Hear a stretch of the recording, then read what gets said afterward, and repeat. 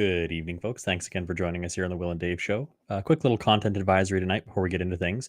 We are going to be talking about some slightly more extreme political topics, and we're going to use some video clips in this episode that may contain some language. So just be aware of that as we get into the show tonight. Welcome to the Will and Dave Show. Hey, Will. Hey, Dave. How's it going? Oh, it's going. It has Another day in been paradise. a week, my friend. It has been a week. That it has. So I am sporting. Mhm. I don't think I can show you a view of it. I'm going to see if I can. Let me see if I can show you. Yeah. I am sporting. Nope, you can't. No. That is some green screen technology right there. That is some green screen Wow. thing. Hold on. I can fix that. Wow. Oh, nope, not you. I don't want to change you. That's I what I want want to say do. technical difficulties, but I'm finding it pretty amusing. It's technical difficulty. I am sporting a Oh. new desk. That's very fancy. That's You know, what when you think about it with that camera angle, whenever you make like a really good zinger, you can do like the whole Office thing. You can just switch camera to that one and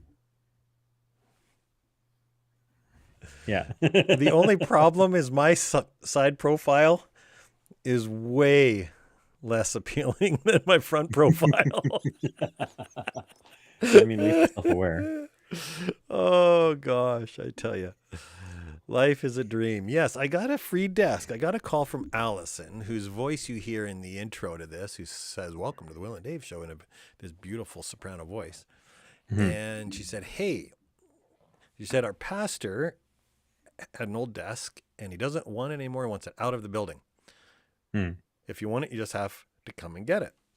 So I said, "Sure, what the heck? I like free stuff." Mm-hmm. And it has a leather top on the desk, as you saw in that Ooh. photo, which, Well, that aside, as I very luxurious. figured out the technology. Mm-hmm. So I said, sure.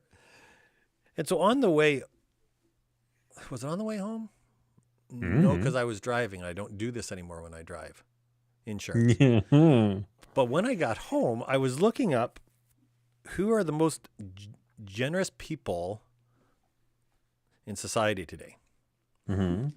And I would ask you to take a guess, except I told you already, which means you would have to act and fake it. And I could have guessed already, but I'll let you tell me.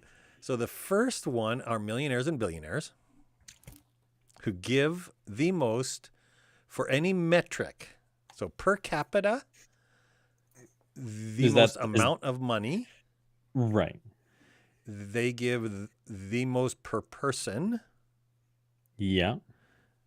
They just give the most amount of money. And next on the list are evangelical churches. Yeah. And I'm going to fathom a guess here that the reason that they do it is because they know that it achieves an end. Yeah. So for one, it's a business end. For one, it's, if we do this, our customers and those who look at Bill Gates and Warren Buffett and these will think they're really cool guys. Right. And evangelicals are doing it as they know that if they're generous in their community, that folks will show up at their church. Yeah. And they'll hear their message. Mm-hmm. And I would argue that is a good thing in both cases. And yet, Well, I mean, hold on, I'm going to finish. I'm going to set you up. I'm going to set you up for your rebuttal. okay. And yet when I said that this afternoon when we were talking, your one eyebrow is going higher and higher and higher. And if you didn't have a receding hairline, it would have disappeared entirely under your hair. Rude. So what's your pushback? Well, my first pushback is you made the comment at the very beginning of your story there, by any metric that millionaires and billionaires give the most. I don't think that's correct. I don't have numbers in front of me. This is me spitballing because you only told me this a little while ago. Excuse me. Pure money amount, like numbers, purely numerical, I'm sure they do give the most, inevitably. I don't know if they give the most as a percentage of their total wealth. Yes, they do. I would be intrigued. But my rebuttal is, it's really nice that they're giving to all these charities and whatever social services they're giving this money to, etc. What I would love to see is I would love to see if the amount they're giving is even remotely close to the amount of taxes they dodge on a yearly basis. It'd be nice if they pay their taxes too. So you said that to me earlier, and Mm-hmm. I bit my tongue. I said one thing to you, and I said, so you think that the government is a better manager of money No, than Warren Buffett, and that no, it can do more good with it than Warren Buffett? I would never think that. So then But why should they pay any more than they have to in tax? I'm not wanting them to pay any more than they have to in tax. I'm wanting them to pay their fair share of tax. The majority of billionaires Yes. pay substantially less in taxes than the average citizen because there are ways to avoid it, and they're good at it. That's why they're billionaires. Yes, but they also give more money away than the average person. Yes, because they can, because it Yes. looks good, because it makes people hate them less for being billionaires. So the reasons are not really important if the end result is they give more money away. Yes and no. See, this is the thing though. They're giving money away to all these private foundations because it looks really good. Especially in the States, you have an infrastructure like schools. They could really use that tax money that just isn't there. I'm going to lay dollars to donuts, and I Mhm. like donuts. Yeah, Not a fan of Tim Hortons donuts, but that's a good call. I'm going to lay dollars to donuts that Mr. Bill Gates, I bet he donates more money into education than he ever would pay in taxes into education. Bill Gates might be an outlier just because Bill Gates is the most prolific philanthropist in the history of the planet. As far as I know, he still holds that title.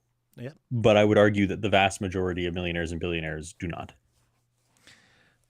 I think you'd be surprised. I think you should research I- that one.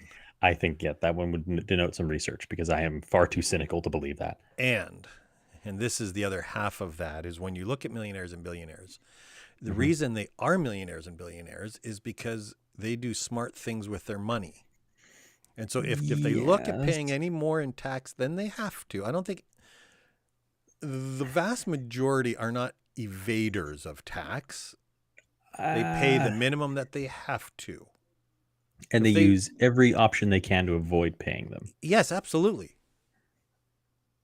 And So that's do you, and so do I. well, yes and no. I avoid paying extra in taxes, but I still pay my due. You pay the least amount that you have to. And so do they. Within reason. I don't have the money to like siphon. I don't have enough money to do it or enough money for it to be worth, say, sloughing my money off into some sort of shell corporation or spending it in something that isn't really spending it in a way in an effort to avoid taxes or getting it, out of the country to avoid paying tax on it. I don't do any of that stuff. And that is those are various tactics, not specific ones because I'm not that good at it or have that deep of an understanding of these sort of tax loopholes, but they are abused by almost every mega wealthy person. Okay, I want to go back to the word abuse that you just Mm-hmm. used, because you're saying there are loopholes Yeah. and they use them, and you're saying that by using them, they're abusing them. Even though they're Maybe there, abuse they're isn't the legal, right and they're word. there. I don't think that they should exist. I think it does a great Okay. disservice to the country and the average taxpayer that people who are rich enough can avoid paying their share of taxes because Okay. they're rich enough to find ways to do it. So I'm going to go one more level into this and Okay. say that who do you hire in your course of your everyday work? Who do I hire? Who do you hire? People? No. I don't know. You don't own a company, so you don't hire anybody. No. So none of your income is going into other people's pockets. No. And none of those folks are paying any taxes. No, because there are none of them. Right. Right. Whereas if you're Bill Gates, you pay hundreds of millions of dollars a year in wages, which help other people, and Yeah. all of them all pay tax. Yeah. So he is creating Doesn't mean income he for the shouldn't pay government taxes. and for others. And I I- think that there is an argument, and this is an argument you see from the right, is that if you encourage business, you will make more money through We all of keep taxation. saying that, and it keeps not working. I think that is a great strategy for the guy at the top. It is not a great strategy for the guys farther down that totem pole. How about the guy I who wants to be at the strongly top, disagree. who likes it? That's fine, but no, I do not think that is a sound argument at all, in any way, shape, or form. So Tim has to go watch the grandkids. Fair enough. They're far more interesting than us. Oh, I don't know. Tonight could be good. You can always catch it on YouTube.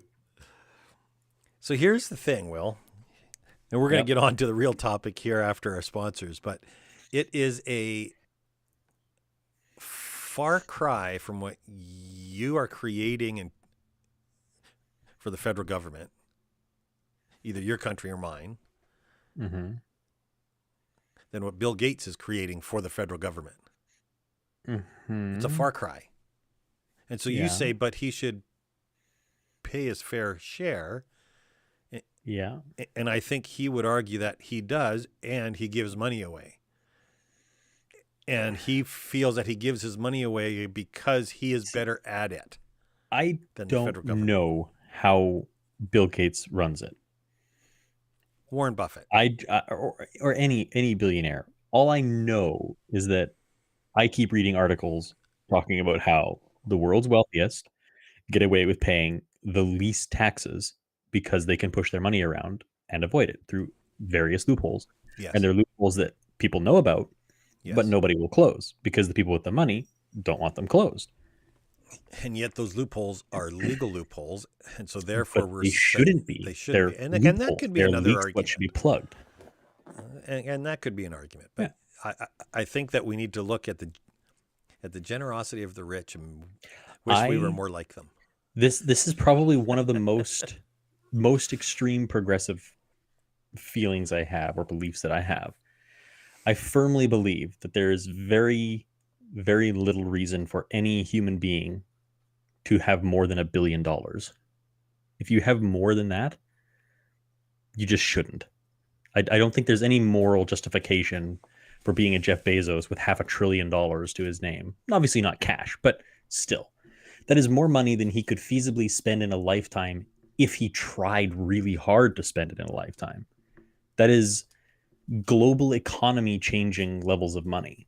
Oh, And I absolutely. see It's more Yeah, than a lot of countries. exactly. And I Yes. see, and so you'll find me hard pressed to trust people who have that much money. I put my hand on the screen, or certainly trust their moral compass. But I have no sympathy for them. I see no reason not to bleed them of every dollar past that billion mark, because I think that it is. I don't believe that it's morally. So It's we're not- going I to don't- write this as one of our topics. As It's I a think great this idea is for a a big topic. topic. As I think it goes Yeah. into who you are and who I am. As I have Yeah. so much pushback on that, and I don't want to get into Mhm. that at the moment, as that's not our main topic tonight. But I think that's a great one because I It's- wholeheartedly agree with you. Yeah, there's a If I what's make- the saying? If I make you $1 have enough- or $1 trillion, if I make it, why should anybody else have it if I don't want to give it to them? That's very true. That is very, very true. There's a saying. I'm trying to remember how it goes. I remember I think it means when you have money, you shouldn't make your fences higher. You should make your table longer. Have you heard? I feel like I'm butchering it, but I've heard it. Yes. yeah, when I see people with this much money, Yes. they're making their fences higher. I don't want to tell them what to do with their money, but I wish there was a way to impress upon them that they just simply don't need that much money, and they could literally, like, this is not a figure of speech. People like Bezos Mhm. could change the world. People like Bill Gates are changing the world. He throws his money around and his name around. Like, I'm not saying Bill Gates is perfect. There's lots of questionable things that Bill Gates is involved in terms of like using his money to push policies that he agrees with. But I would like to think that the policies that he's trying to push are, in his mind at least, net beneficial. He's trying to do something with his money, even if you don't agree with what he's doing with his money. He's trying to do more than just sit on a pile of cash and be rich for the rest of his life. I don't want this to turn into a pro Bill Gates thing, because I don't have perfectly fuzzy feelings about Bill Gates or everything that he does. But I'm just using him as an example in that regard.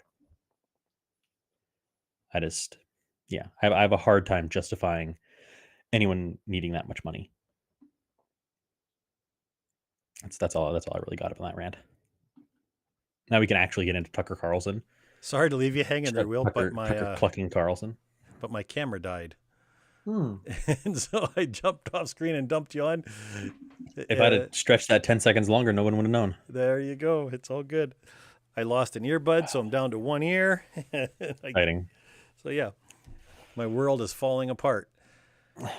So so Preach, we want to brother. get into Tucker Carlson, and I want to give a little bit of a backstory here. So about a week ago, you phoned me, or you texted me, or messaged me, or something. You communicated with me in some digital fashion and said, "Hey, Dad, I just watched a John Oliver episode On Tucker on Carlson. Tucker Carlson." And it's a little bit extreme, but it reminded me of why I hate Tucker Carlson. And I pushed back a little bit, and As you do. as I do, and I have to say I'm not a fan of Tucker Carlson, and so it's a little bit of work for me to push back against Tucker Carlson. It just is. I find him annoying, but a few days later, I get a message from a friend of ours, from Tim Van Hoovel, who you see on the screen, and Number one fan, Tim. number one fan Tim, and he said, "Hey, Dave, I know that neither of you have much appreciation for Tucker Carlson, but hey, what do you think of this clip?" So why don't we begin with that clip? Yeah, let's start with Tucker's clip.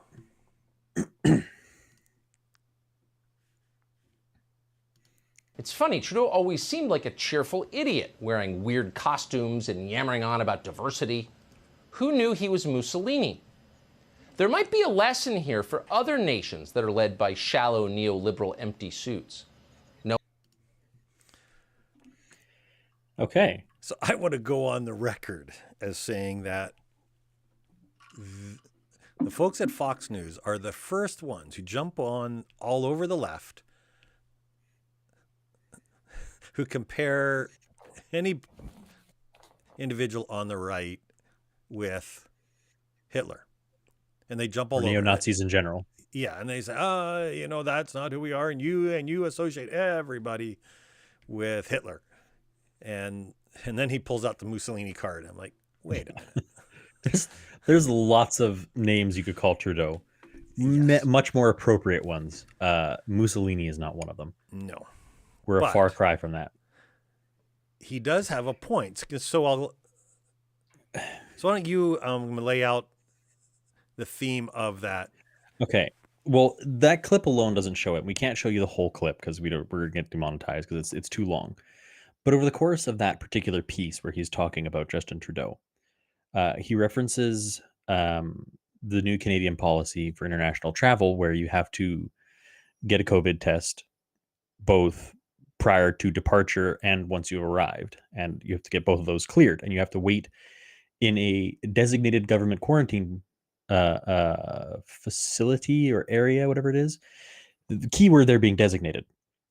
Now, Tucker extrapolates from that so an internment facility, which it's not. A hotel room is not an internment facility. We learned this a few weeks ago when we talked about the lady, the pastor's wife who was being held, and he was going on about it, being forcibly confined in a room with no outside contact while she was posting about it on Facebook.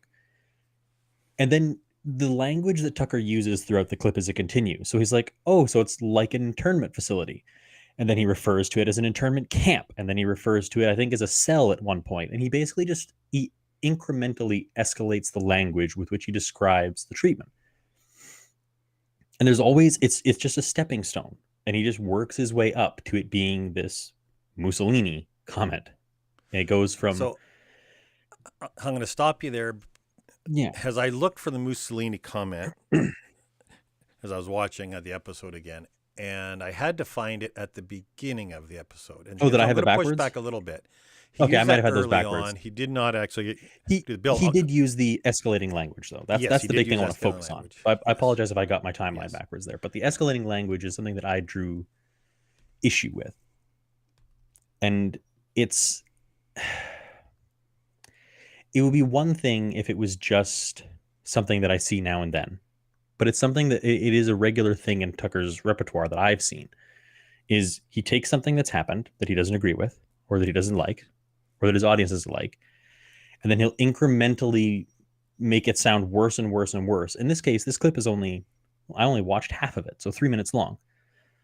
And Okay, he hold went on. from, I'm going to interrupt you. Yeah? You watched half, and you texted me, and you said I can only watch it in 2 parts because I'm so angry that I can't finish it yet. well, I needed to digest the first bit. To which I Anyways, said, "Do not get emotional." excuse me. Do I look emotional? No, you're doing very well now. Thank you. Anywho, Anywho, the incremental language, it's just subversive to me. And the fact that throughout this entire thing that I watched, so the whole 3 minutes, and this is a regular thing for Tucker, he Yes. doesn't cite anything. Now, what he's saying is not necessarily false. He's it's very good in the sense that it's not false. They are being required to be held, and there are times that people are falling through the cracks. People are forgetting they're not being fed appropriately, or their COVID tests need to be redone because there's a problem, so they're stuck there. Those are all bad things. No pushback from me on that. It's the way in which Tucker communicates it is where he ramps it up from this thing that is not good, but relatively innocuous. You have to stay in a hotel room till you get your test results back. okay, if I'm going to be on the screen, I have to push a little bit on that. Okay. Number one, he cites a lot of sources. He plays a lot of, like Sometimes he does. the In this recordings particular of case, people he who wrote didn't. this, who said this, and I have equal issue with some of the sources he had. There was sort of like the pastor guy who just were Mhm. rambling on, and I didn't appreciate Yeah. that.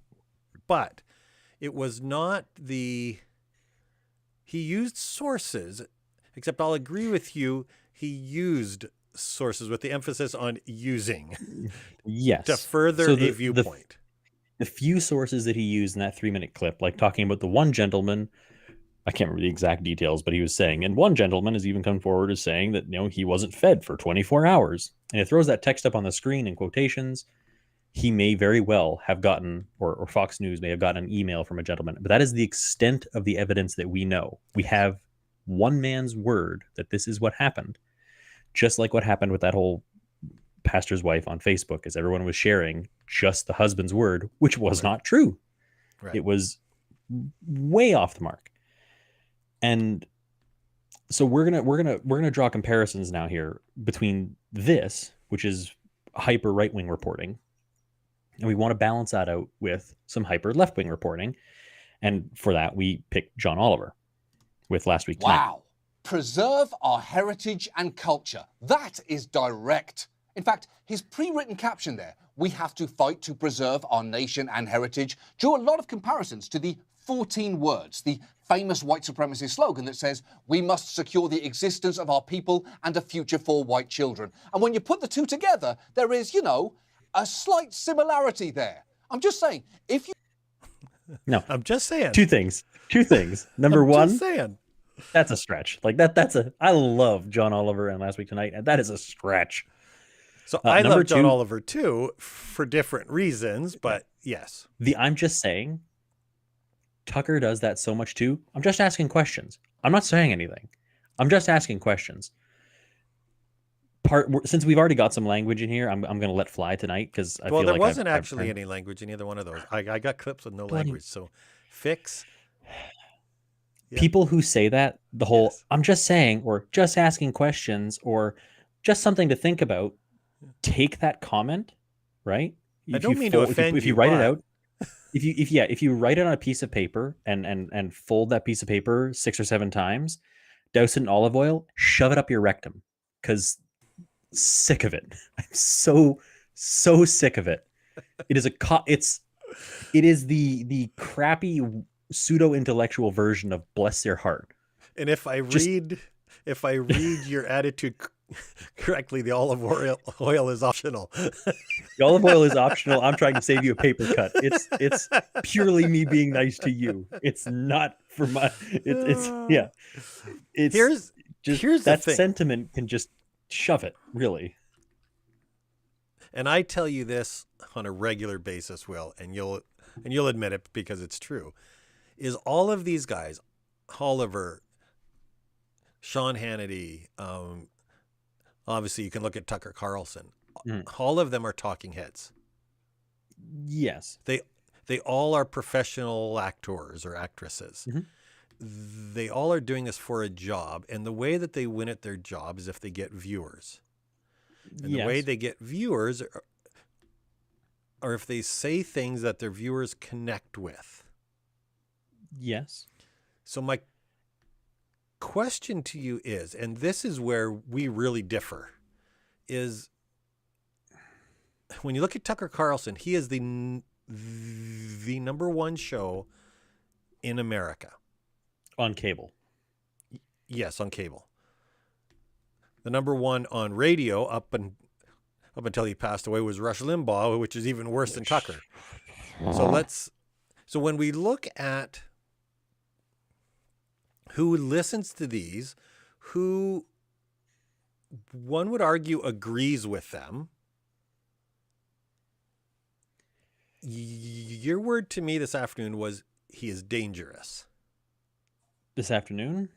Yeah, when we were texting yesterday I was talking about Tucker being yes. dangerous. Yeah, I do agree with He's that. dangerous. Yeah, And I'll stand by that statement. So when I hear that you say he is dangerous, what you imply when you say he is a danger either to society or to whoever, you are saying that he shouldn't be there.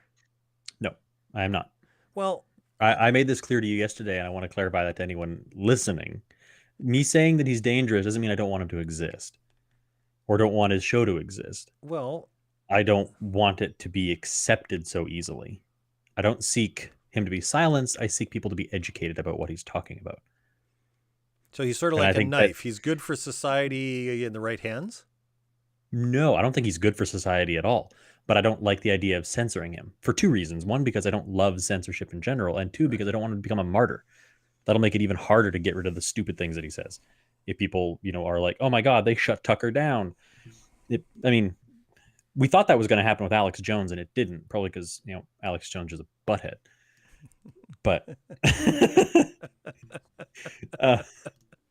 no love lost there either. I just like how you're cleaning it up.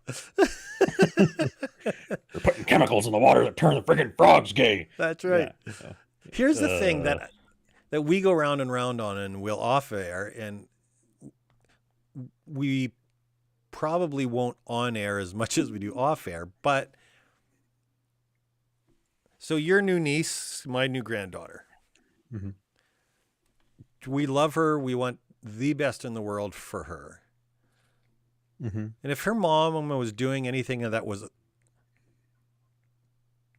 unsafe, you and I would go to her and say, hey, you can't do that. She's going to die. It's not healthy. It's dangerous. Hang a guardrail at the edge of the stairs or do whatever. The implications is that she should not do that. Yeah, if you're referring to an infant, I mean, You're referring it to somebody. if I look at somebody ice skating if I look at somebody ice skating who doesn't do up their chin strap, right, I'm not going to stop them from doing it. Everyone who sees them doing it is going to think less of them for doing it because it's stupid. That doesn't mean they're not going to do it, or that I'm going to like physically stop him on the ice and be like, no, chin strap, do it up, or you're out of here.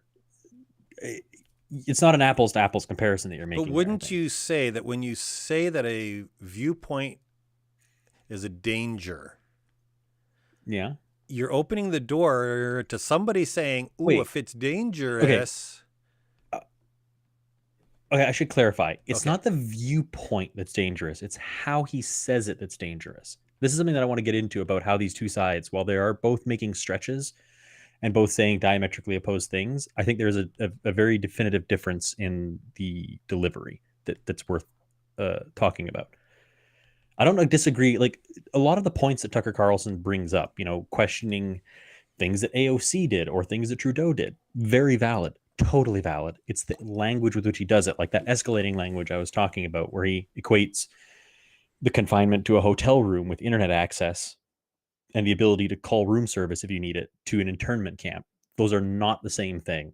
And to use that language within a matter of minutes to equate them as the same thing is, I think, wholly disingenuous is not strong enough of a word. I think it's underhanded and sneaky. I'm crossing my arms in my smug dad mode because yeah, he has the highest viewership of any cable just news because show. he's dad. And you're saying that at Jake all of Paul them on are wrong. YouTube. What's that? I'm not saying all of them are wrong. I'm saying that Tucker Carlson is saying it in very gnarly ways. Look at Jake Paul. Just because someone is popular and viewed the most does not mean they are healthy or good for society in any way, shape, or form. I will give you that. I will give you Popularity does not denote quality of content or character. I will give you that. Yeah. I will concede that point. Yeah. So two significant things that I wanted to make note of. Number one is that the subversiveness of it. Nothing that John Oliver says is subversive. It's pretty straightforward. We hate this, do not like, do not want.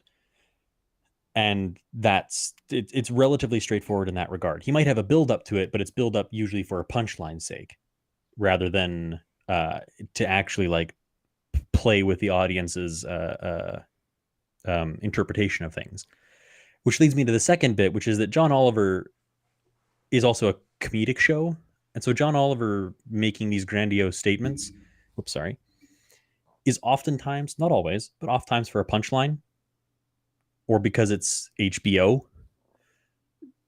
Tucker is the news. So Tucker calling Trudeau, what did he call him? An idiot wearing costumes.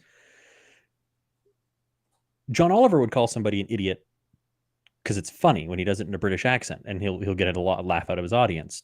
Tucker Carlson does not have an audience in that sense, and he's not trying to get a laugh. He's being vitriolic. I think there's it's still name calling. It's still name calling. Well, I think you can look at John Oliver. He's very much a political figure along the lines of Jon Stewart. I would agree. So he's using a different medium, but it is every bit about as much as promoting an agenda. Oh yeah, I still think it's promoting an agenda. I agree. The medium is different. I don't think there's as much venom in the medium. Well, that's there is still venom when he calls Trudeau, when he calls Tucker Carlson names. But this leads me to the other thing, though. Yes. Is when both sides make a call for action. Yes. When John Oliver makes a call for action against something, like, what's an example? When Trump was originally being elected and they were going on about how his great-grandfather or whatever was actually an immigrant, sorry. Yes. And his name was Drumpf, not Trump. Yes. And he was like, okay, here's what we're going to do. # let's make Drumpf again. And so they usually have a pinpointed and laser-focused call to action on that show, whether it's voting, whether it's writing a congressman, whether it's whatever these different actions are, right? Whereas Tucker Carlson's idea of a call to action is things like prior to the Capitol Hill riots, he says like, we need to fight about these things, or we need to stand up for ourselves. And he's very open-ended, very, it's not begging the question, but do you get what are you picking up what I'm laying down here, in the sense that Tucker Carlson is leaving an open door for interpretation as to how you should fight back, or how you should stick up for yourselves and stand up for yourselves.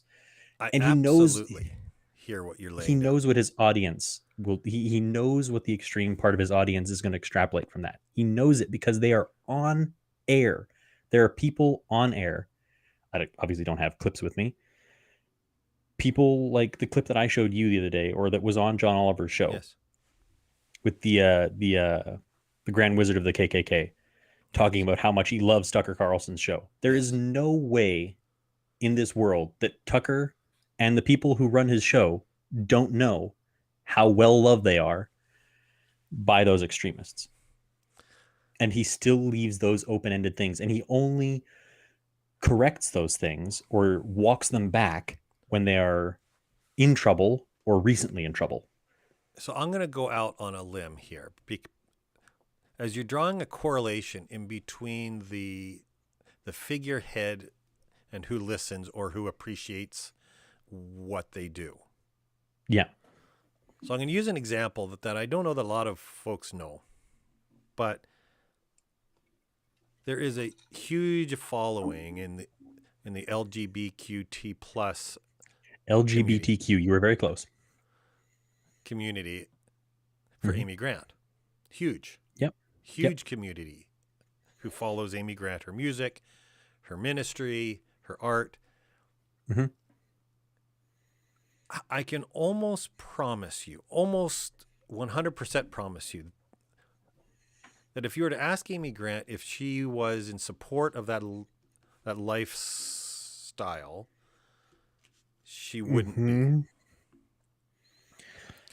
But she just wouldn't be. It isn't a part of her faith. Right. She loves them, yes, but she's not in support. So I do want to. let me finish. Sorry. Yeah, I'll let you Then you finish can first. push back. Yeah. So her fans who loves her music, who agrees with her message, who like her life, who are her fans, a lot of them are not folks that she would approve of their lifestyle, and they probably know that she doesn't approve of it. Yeah. She never comes out and says, I am for the LGBTQ, etc. Mm-hmm. And she never comes out and says, I don't like them. It just is, it's a part of her fan base. Yeah. For Tucker, he has a following. Apparently, I haven't researched this, although I'm going to assume that what you say is true, that he has a huge following. Well, the white there was a clip of it supremacist- in that Last Week Tonight episode. They Yeah. used a radio clip from the whatever that guy's name was that was in the KKK as a Right. Grand Wizard. So because they like him, you are saying, and you did say, well, they can't help but know that they like his show. Well, and I would argue that absolutely he knows and they know that they like his show, but it has no bearing. It on the should. show. Why?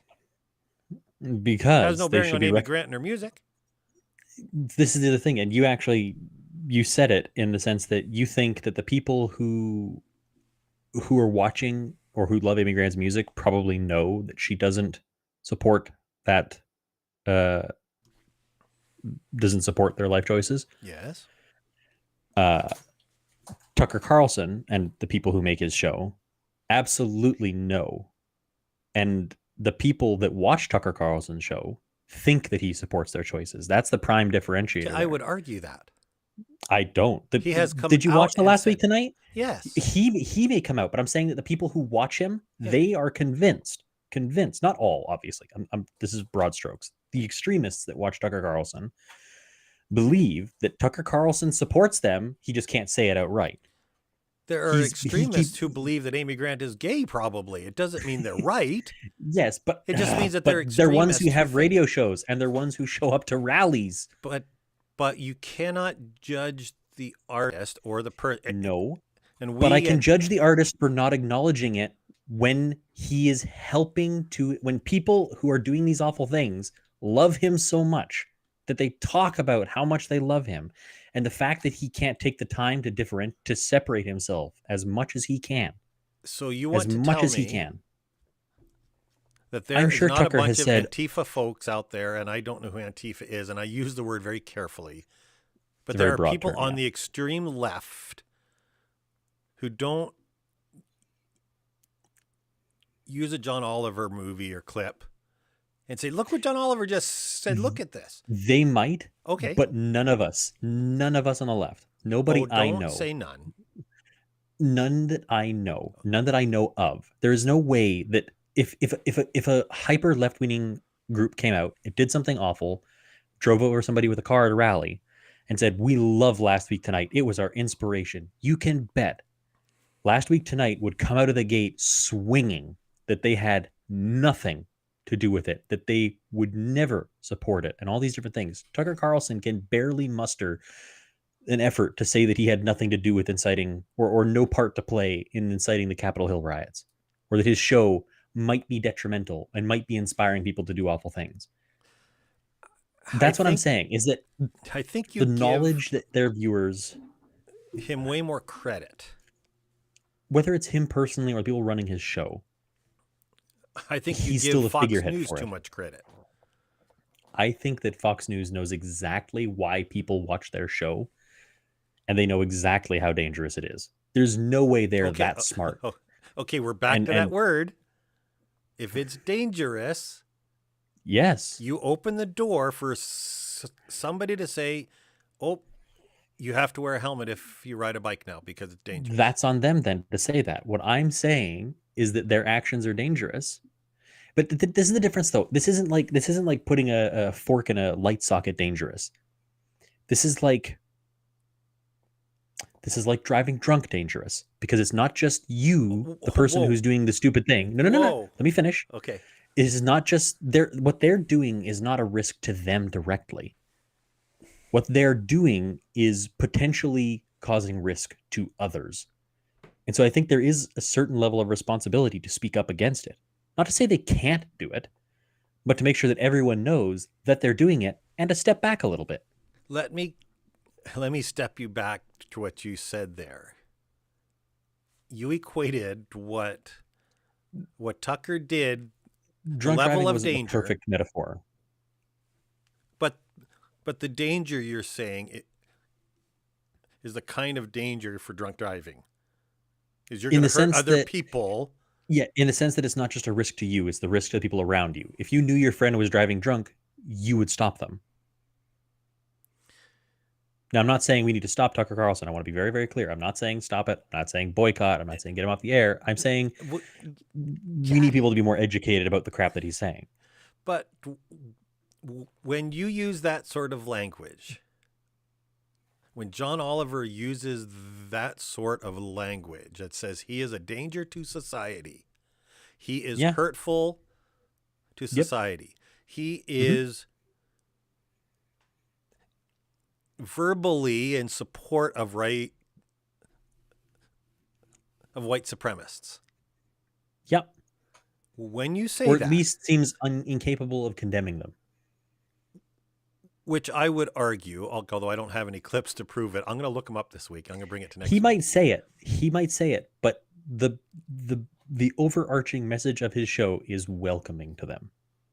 He invites their support.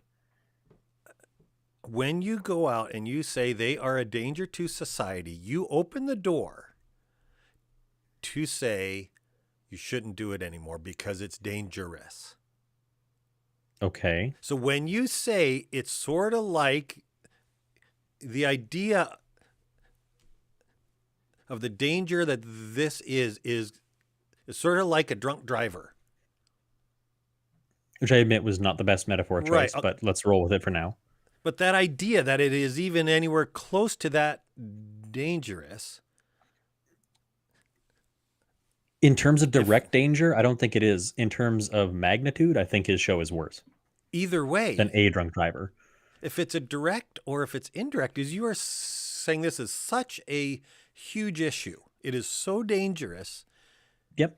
As soon as you do that and you use the danger word and it's not good, you open the door for a left-leaning government, i.e. a Trudeau, or if there's an AOC in a government or somebody who's like that, to say, ooh, we don't want that on the air because it's dangerous. And I would say it's the wrong word. I would say you don't agree with it? Absolutely. You don't like it? Absolutely. Dangerous. Insightful. Not insightful. No, that's not the wrong word. I don't think you want to say Tucker Carlson's insightful. No. Tucker Carlson and shows like his open the door for right-wing extremism. They hold the door open for right-wing extremism. And I do not think that there are very many left-leaning shows that hold the door open for left-wing extremism in even close to the same way.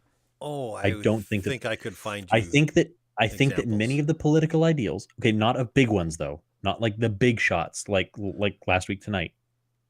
You might find some fringe ones, some oddballs, but Man, even Will, then, they while the political ideas that they may propagate in terms of like what bills they want to have passed, who they want to vote for and things, why they may be just as extreme, the way in which they inspire their fans and their viewers, I think, are drastically different. A Last Week Tonight is not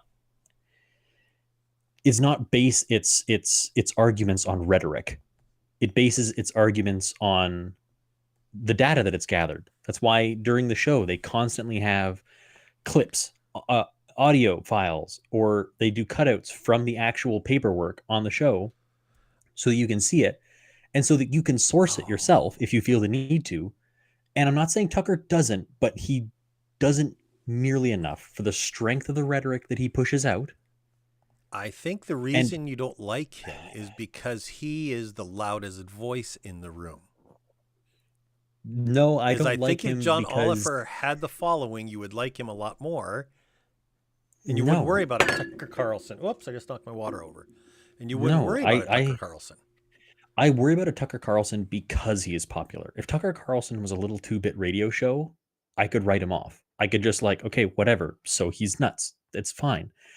But it's the fact that someone like Tucker Carlson can rise to such a point of popularity and of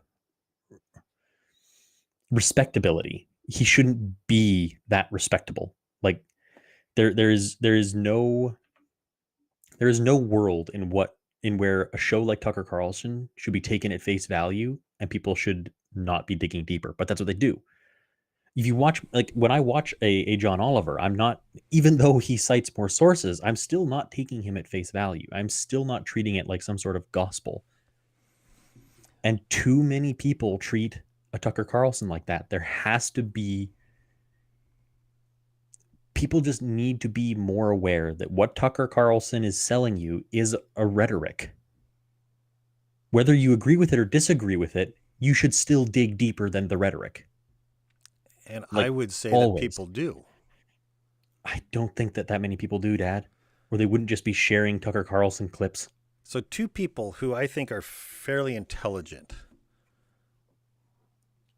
The one is your uncle, and the other one is our number one fan, who are fairly intelligent. Now, what they share on the internet is not always fairly intelligent, and I'll give you credit there. So, Tim, don't share any more Tucker Carlson on the internet. But they are both fairly reasonable people. Yes. They are, each of them are Tucker Carlson fan. And here's why. And I'm going to give you a reason why. He says the things that each of them think on a huge audience. So the idea of these internment camps. Yes, I don't agree with his wording of the internment camp, but it is every bit an internment. It is internment. You can name it an internment hotel. Yeah. You can absolutely. name it an internment room. Yeah. You could name it an internment camp if you want to be divisive. But it very much is internment. It very much is wrong if you believe in the right view that what he is doing is wrong. So what he says, this whole thing about the internment, he thinks is wrong. You are saying that what he's saying, how he says that, is wrong. Because he is saying it in a language that is escalating. It is one thing to say, hey, these people are being forcibly interned, right? Yes. For whatever reasons they're being interned for, and that's not right.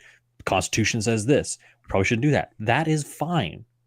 That is okay. But when he says this is internment, it's just like the camps. And then he equates Trudeau to Mussolini. not in that order. Obviously, he did the Mussolini Yes. thing first. Yeah. He is drawing comparisons between these extremes. It is insightful, not insightful as in it is good for you to As it, or good to learn. He is As in- inciting people. it's He is INCITEFUL. Yeah, Insightful. he is. See, I know how to spell. He is escalating the situation as best he can because it gets views. But Because he it makes them also money. is saying what the folks on the right are thinking, Will. Well, the folks on the right should stop thinking that they're like internment camps. It's But- a hotel room.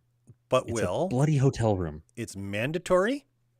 Yeah, There are issues with it. yeah. And there That's are valid. lawsuits which say it's unconstitutional. Then let's fight those lawsuits. Stop comparing it to internment camps. But you just agreed that it was internment. It is internment. It is not an internment camp. An internment camp implies that you're getting stuck behind a fence without access to the outside world, without an ability to talk to relatives or get food. You can still order a pizza. You can Zoom call your grandmother. You can do all these things. It's you're forced to be in a hotel room. Now we can debate whether or not it's right to be forced to stay in that hotel room. That is fine. Stop equating it to some sort of subhuman treatment that we dealt to people not even a full century ago. They are not the same thing.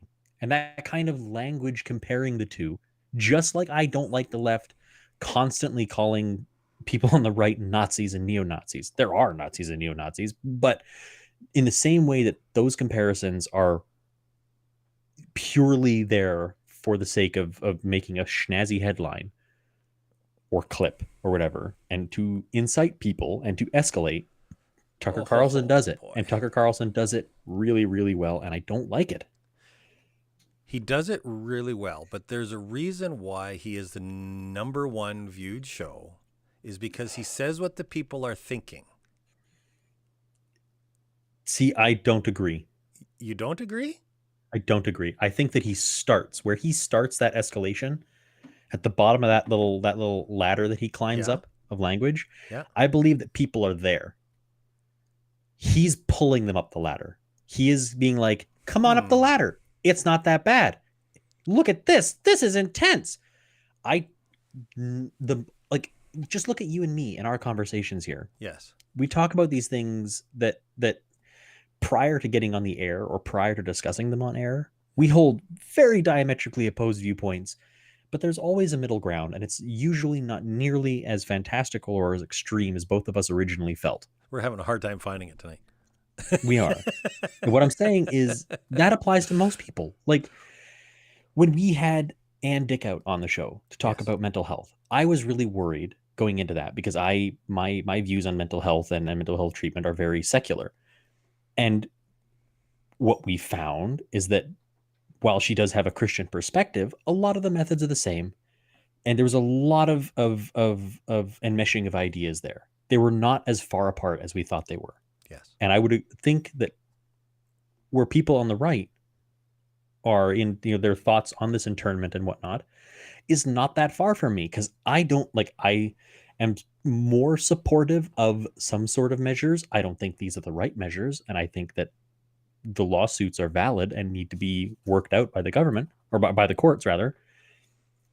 So the starting point of Tucker's rhetoric, the very beginning where he talks about them being forced containment or internment, go with that, talk about that. But when he starts escalating the language, he is actively growing the divide Well, between people and ideals.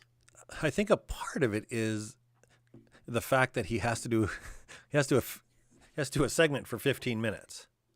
So he has to Yeah. fill 50 minutes. Man. And so how do you do that? I wish Did you that say, he here's could what it is, and these are all the reasons why it's wrong. Now, do that then.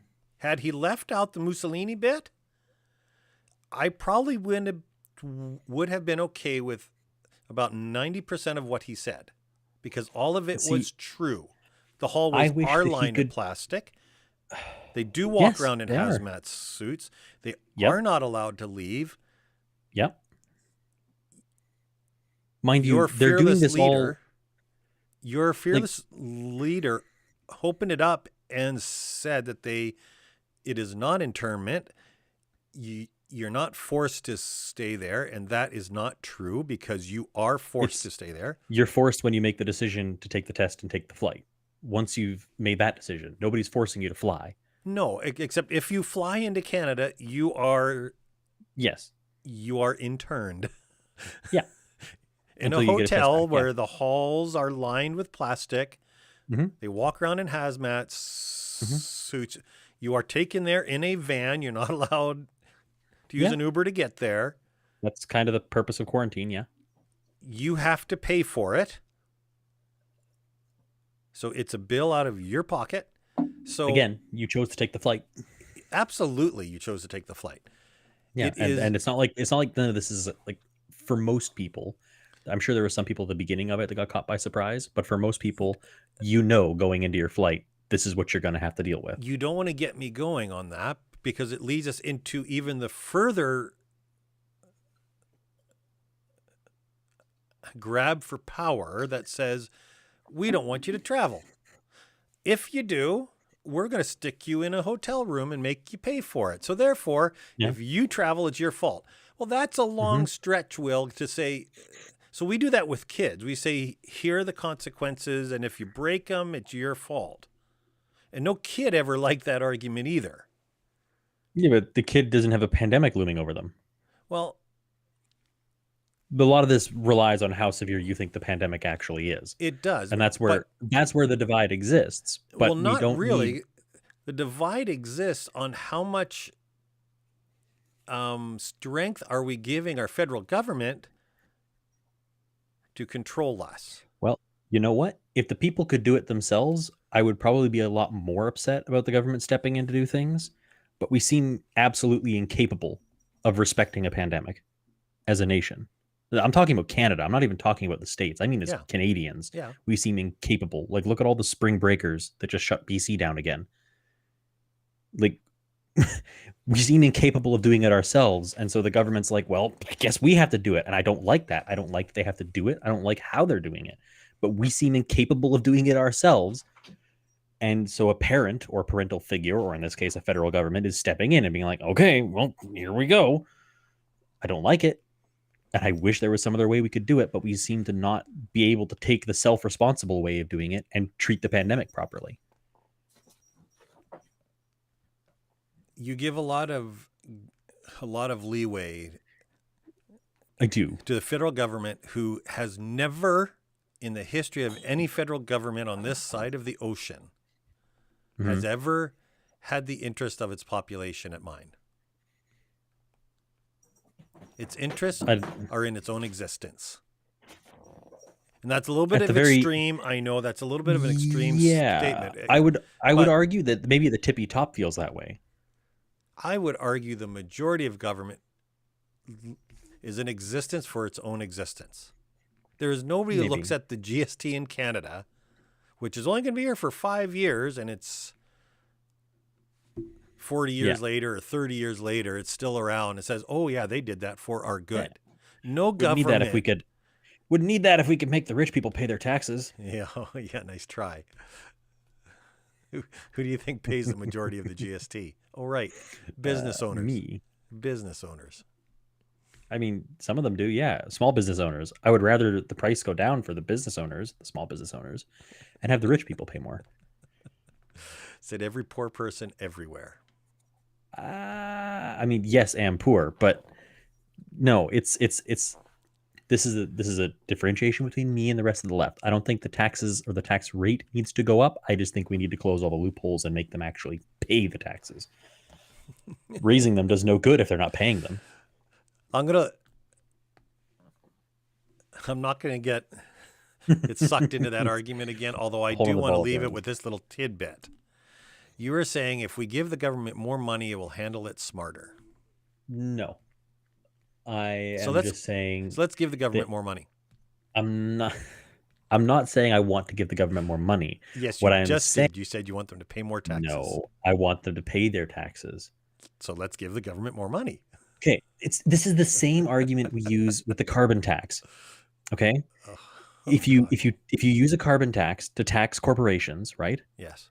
The corporations are going to roll that cost into the consumer, and the consumer is going to foot the bill. Yes.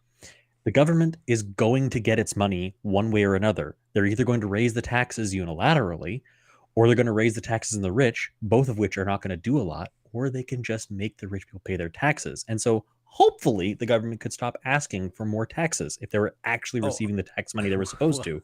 I can Do I appreciate think that'll- that you said hopefully. I can appreciate the fact that Hopefully. because here in One the way state or of another, the Washington- government's going to wring its country for its pennies, one way or another. And so I would rather they try to get it out of the rich people who could probably spare the money than out of me who cannot. So we covered this in an early episode a while ago, the carbon tax idea. Again, I mentioned my Fusion. You remember that argument? Fusion. Yeah, my car. Oh, yeah. So I yeah, owned a yeah. Ford Fusion, and it's a hybrid. Mhm. And I did it for wholly economical reasons, Mhm. as I drive a lot, so it saved me money on gas. I thought Mhm. that's a win-win. It's a win for the environment, apparently, because I don't use as much gas, even though the batteries, et cetera, the Mhm. lithium mines, et cetera. But also, I'll save money on gas. Until I went to renew my registration. So in the state of Washington, we have a carbon tax on gas. It's one Mhm. of the highest in the nation. And Mhm. the purpose of the carbon tax is so we'll use less gas. We'll drive less. That's the whole purpose of carbon tax. That is its foundation. Mhm. Well, I went to renew my tabs on my car, or in Canada, my registration, and I had a surcharge of $75 a year for For the carbon driving tax. an electric vehicle in lieu of gas tax. Hmm. So here's the thing. Yeah. They have that in BC. They have that in numerous states which have carbon taxes. I hate the carbon tax. I think it's redonkulous. I think it's stupid. So the argument that you give the money more money, it will become more efficient and it will do great things with it. Not more efficient and not do great things with it. I just hope they could do more and tax me less. They're like I said, they're just like corporations are going to get their money. They're not going to end up paying much in the long game because they're just going to roll it into their cost to the consumer. The government's going to squeeze us for more money collectively, one way or another. I would rather they get it from the people who are already avoiding paying their taxes as opposed to squeezing it out of the general populace. The squeezing is going to happen regardless. Yes. I would just rather it happen to people who can afford the squeezing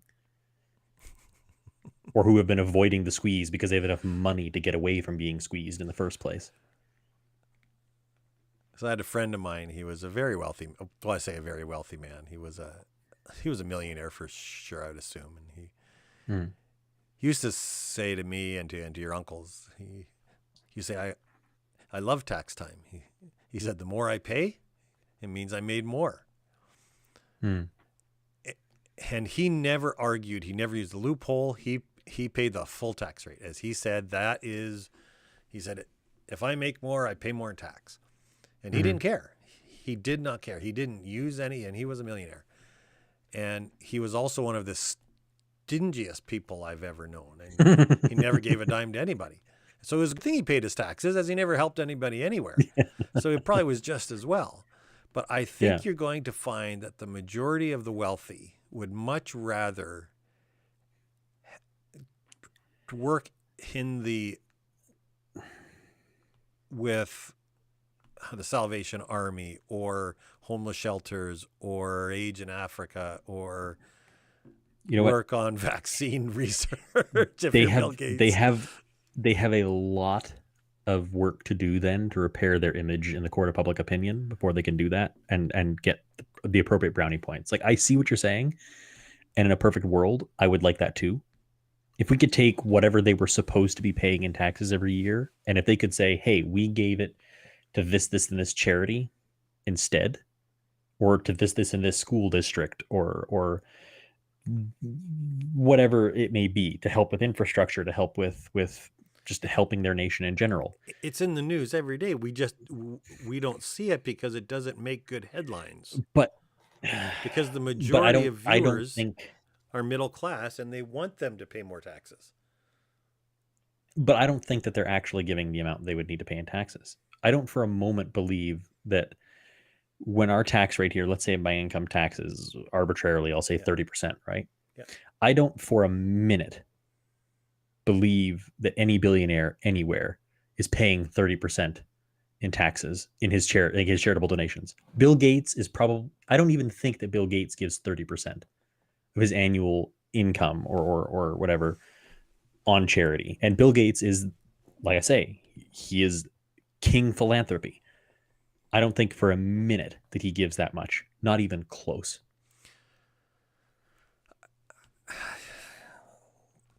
This is a topic for another episode because I do want to delve into this. Oh yeah, back This to whole idea hating Tucker Carlson. Screw Tucker Carlson. Yes. Okay, I have to give a little story before we wrap up here, guys. I texted William this afternoon and said, "Hey, I'm running up behind with your mother's podcast." I said, "Would you do the thumbnail for YouTube and for the webpage?" And he says, "Yep." So I'm surfing YouTube the other day, getting a clip for your mother, and I see the text. It says Tucker Carlson. Tucker Carlson. Tucker Carlson. So I was trying to remain neutral, okay? So I text you up, and I'm like, "What kind of inflammatory headline is that? Flame away." Yeah. You're like, geez, man, put some pepper on it. You don't like him, make it say that, for crying out loud. I don't like him either, but for completely different reasons. I think he is a very good actor. I think he is very good at his job. I don't think he has a good grasp on what's the word I want? I don't think he holds the truth very near to his heart. I think he holds ratings very near to his heart. Yes, that we can agree. But I believe that he says what a lot of folks want to hear and agree with. And that is where we differ. Yeah. Telling people you're what they saying want that to all hear. of them are hearing the wrong thing. All of them are hearing what they want to hear, and it's dangerous. And I'm saying No. Well, I mean, the extremists are Yes. hearing what they want to hear, but they're hearing it and they feel supported by him, or by his show, rather. Not necessarily him personally. They feel supported by his show.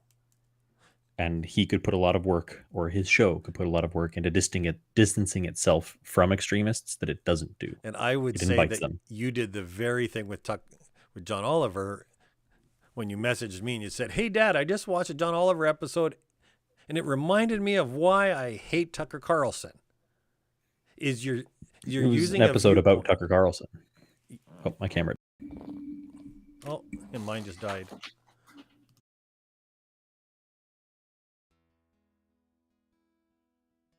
Camera just died too. We might need to schedule a Tucker Carlson part 2. Okay, I'm back. I don't know about you, but I'm back. Yeah, we might need a Tucker Carlson part 2, or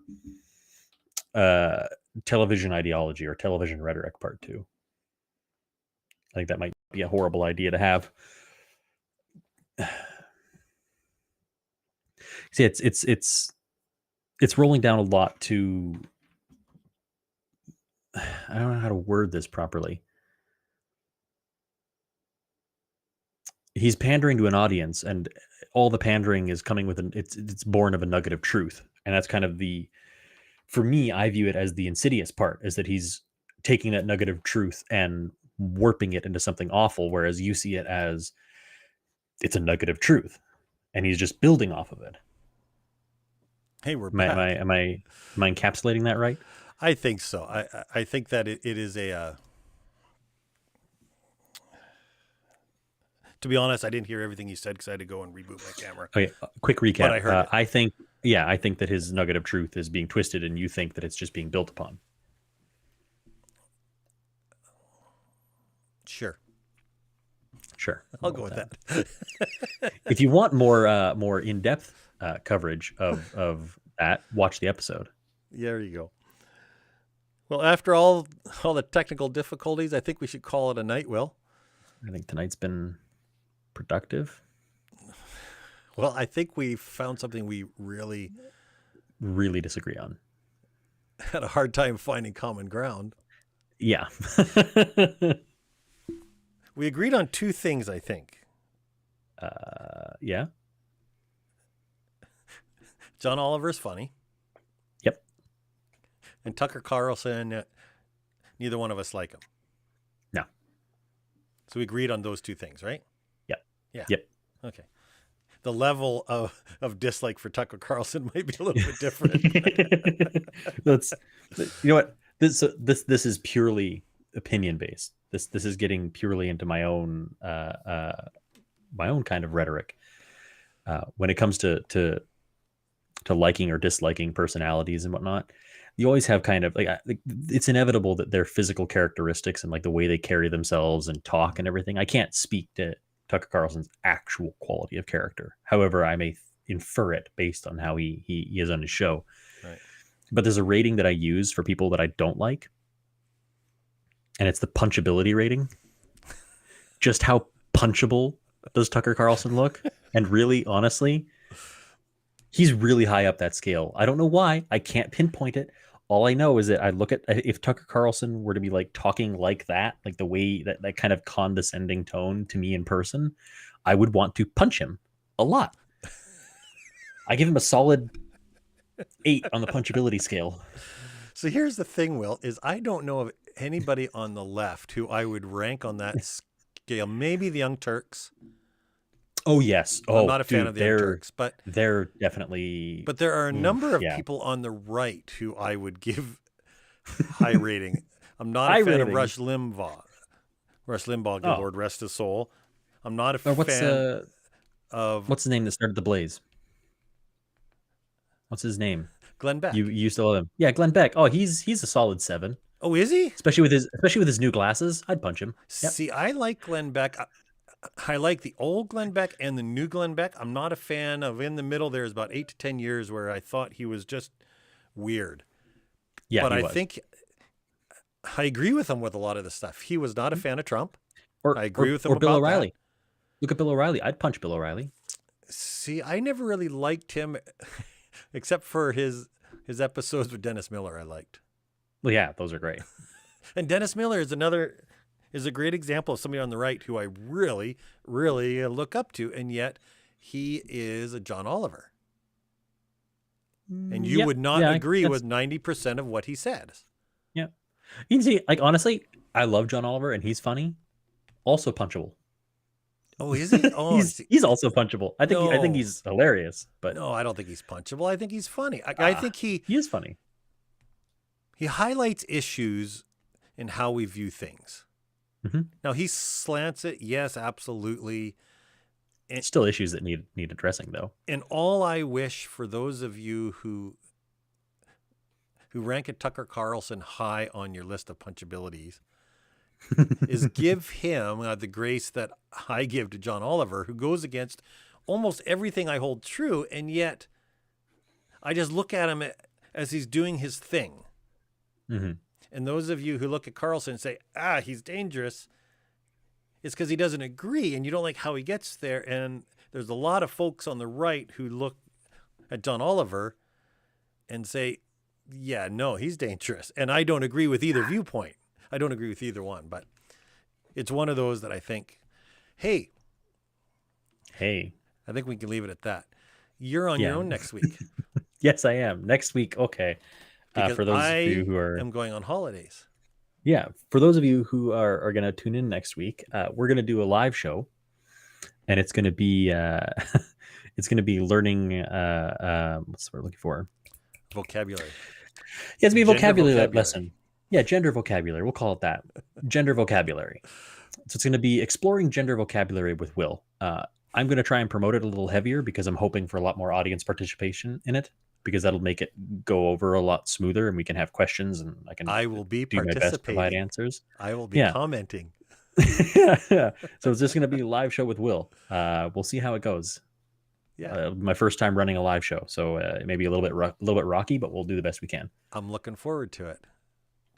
I was on the phone with Daryl the other day, a friend of mine, and he's coming on holidays with us, and we're going to be watching it together. And he'll be typing comments on his phone, and I'll be typing comments on my computer. Great. Yeah, that's right. We're going to get the view count up because there'll be 3 of us watching that night. Your mom, Perfect. and me, and Daryl. Perfect. Tell all your friends. That's right. Okay, guys. Well, it's been a long episode again this week. So, It has, William, do you have any words of wisdom for our viewers? Stay safe and don't die.